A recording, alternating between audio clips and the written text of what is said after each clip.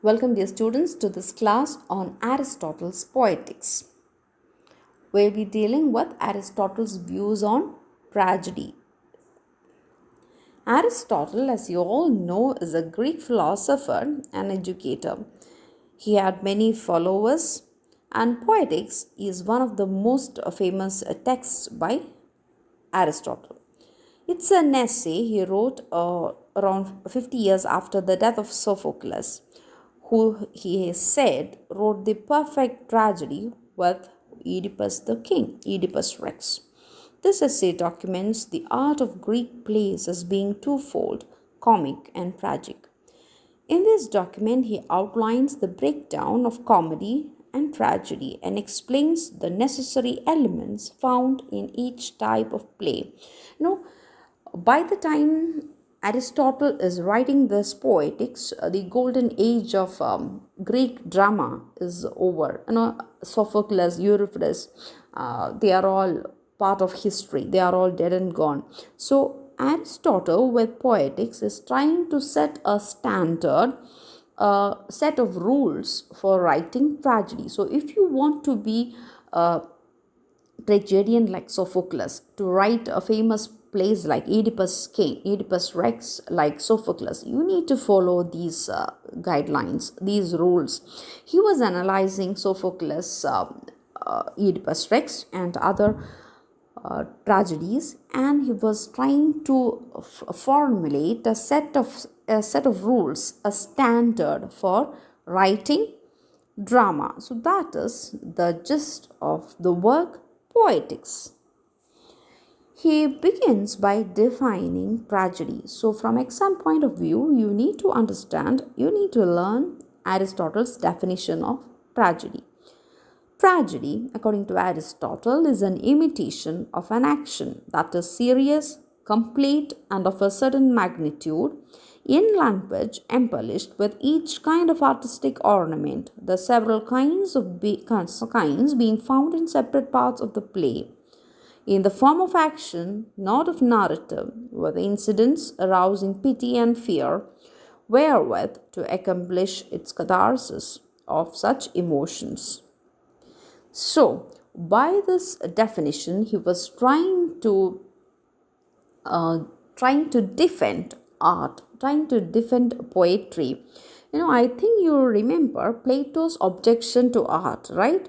Plato was saying art is not useful. Art destabilizes emotions.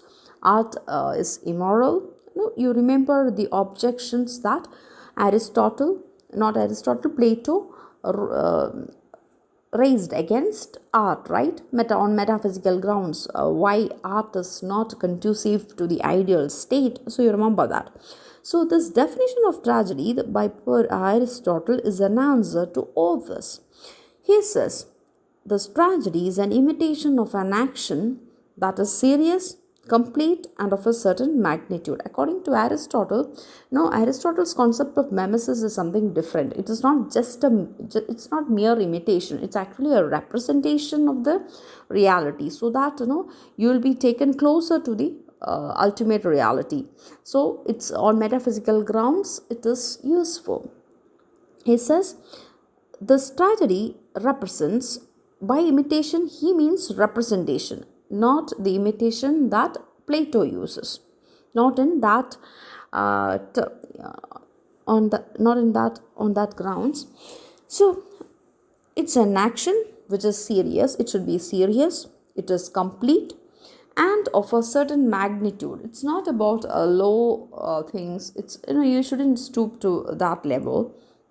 Tragedy should be an imitation of an action which is of a particular magnitude, and the language used should be decorated. It should be embellished with each kind of artistic ornament, different features, and these parts of the tragedy is found in the form, it's in the form of action and not of narration. If you are narrating it, it becomes an epic.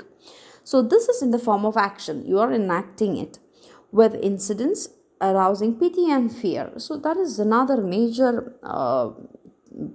major thing that he talks about, that is catharsis. So by arousing this emotions of pity and fear, you will be purged of those emotions. So remember Plato, he was saying if this death and all these tragedies are shown, people will these emotions will be evoked and people will run away from battlefield, they will fear death. So but Aristotle says it's not like that. By evoking those emotions of pity and fear, you will be purged of those emotions. He brings in this example, like if you have a wound in your body, if it is festering, the physician will make a cut, clean it, drain all the pus and the blood, and then only then it will get healed, right? Likewise, these tragedies, these plays, they are like this lens of a physician, which helps to drain these emotions of pity and fear and other inferior emotions, so that you will be purged of those emotions. So catharsis is a purgation or purification of those emotions. So by arousing pity for the actor, the character, and fear for themselves, that the same may happen to us, and you will be purged of those emotions, you'll become a better person, according to Aristotle.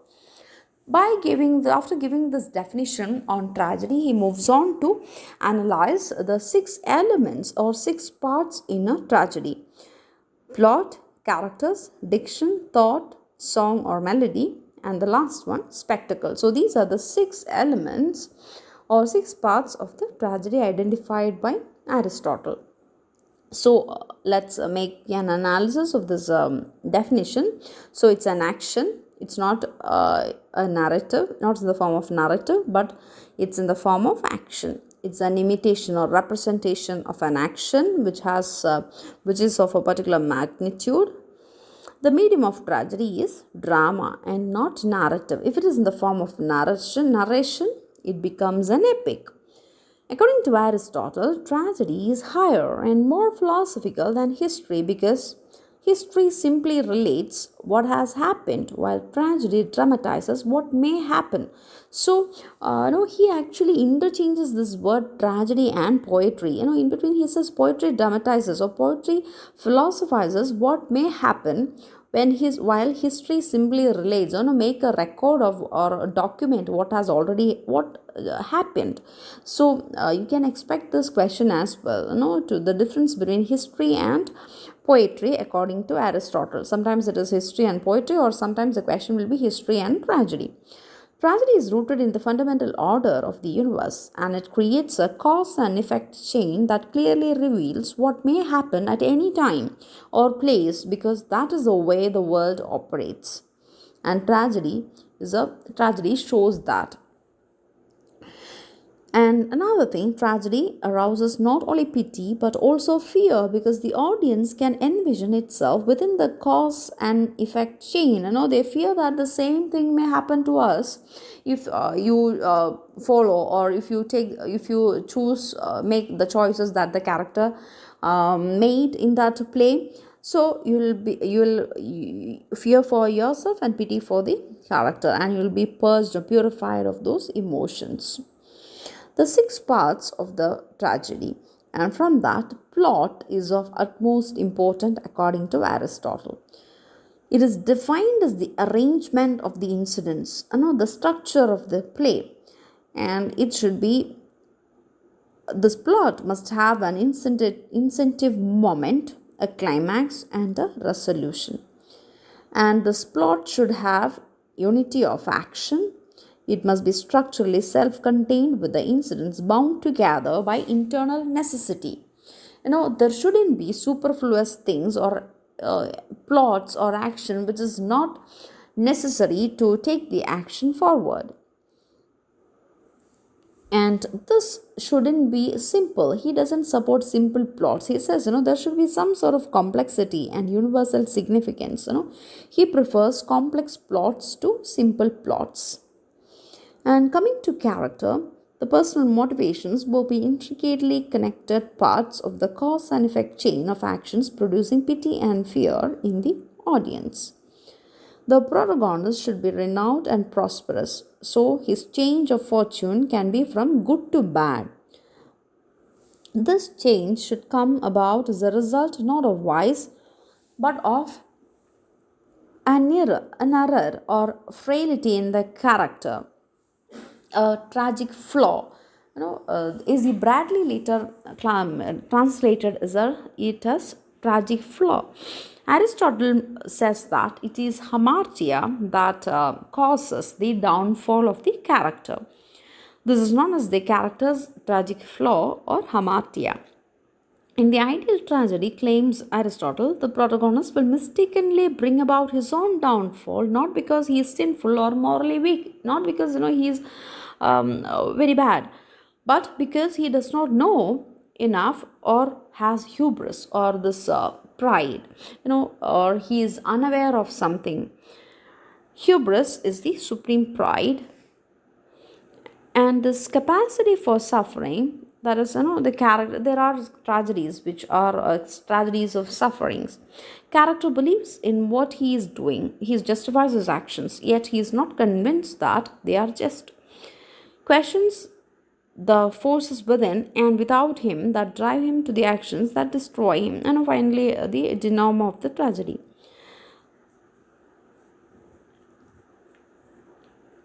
And then there is another concept that you need to understand, that is epiphany, or a realization, a life-changing realization that the protagonist undergoes at one point of time. As the tragedy moves, as the action moves forward, this epiphany or the sudden realization of something shocking or some life-changing thing happens in the life of the character. The characters in tragedy should be good or fine, should have a very good character, and also should be true to the type, or if you are if the character is a soldier, he should behave like a soldier and not like a merchant.